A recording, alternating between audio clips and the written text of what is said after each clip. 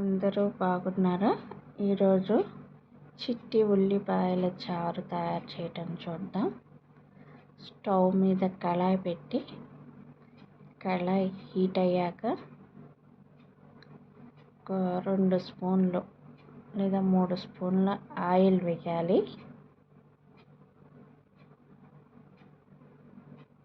Oil వేసాక oil heat అయ్యాక తాలింపు దినుసులన్నీ వేయాలి. ఎండుమిర్చి, జీలకర్ర, ఆవాలు, పచ్చిపప్పు, మినప్పప్పు వేసాక 2 చిన్నులపాయ గబ్బాలు, పచ్చిమిర్చి, టమోటో అవి వేయించాక చిన్ని ఉల్లిపాయలు, చిట్టినాడ ఉల్లిపాయలు అన్నమాట ఇవి. వాటిని చక్కగా పొట్టు తీసేసి ఆయిల్లో వేసి 1 నిమిషం పాటు వేయించాలి.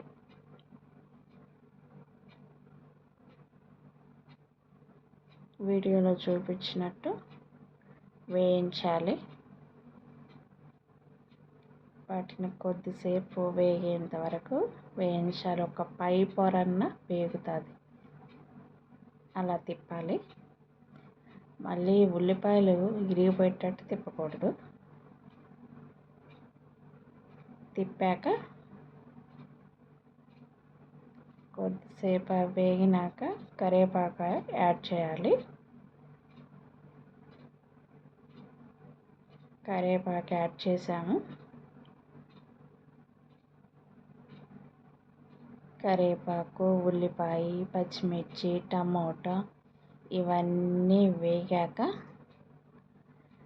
పప్పు ఉడికించి పల్చగా కొద్దిగా చింతపండు రసం కలిపి పెట్టాము. ఆ పక్కన పెట్టిన పప్పుని ఈ ఉల్లిపాయల్లో వేస్తున్నాం. అంటే పప్పు చారుకు మనం పప్పు ఎలా ప్రిపేర్ చేసుకుంటామో అలానే రుబ్బి పులుసు కలిపి ఉంచిన పప్పుని ఈ ఉల్లిపాయల్లో వేసేసాము. ఇప్పుడు పప్పు తెరులుతుంది. మంచిగా ఉడికి పైన నురుగులాగా వస్తుంది. అదే బబుల్స్ ఫామ్ అవుతున్నాయి. అలా మంచిగా కిందకి పైకి తెరిలి మంచి స్మెల్ వస్తుంది. ఆ టైంలో కొంచెం కొత్తిమీర, చిన్నగా తరిగిన కొత్తిమీర వేయాలి.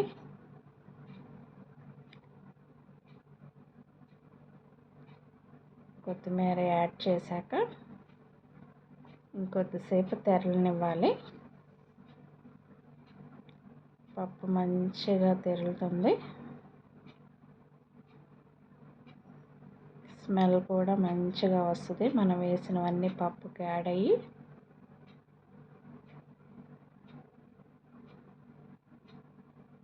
దాంతో మిక్స్ అయ్యి టమోటా, ఉల్లిపాయ, పచ్చిమిరపకాయ వేసిన కందిపప్పు చారు మొత్తం కలిసి మంచిగా స్మెల్ వస్తూ ఉంటుంది.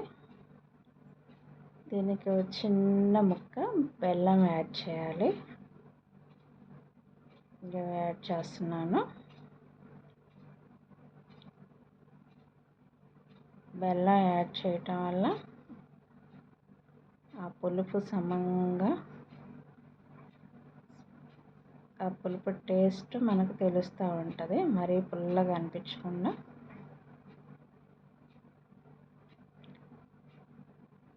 చక్కగా రెడీ అయిపోతుంది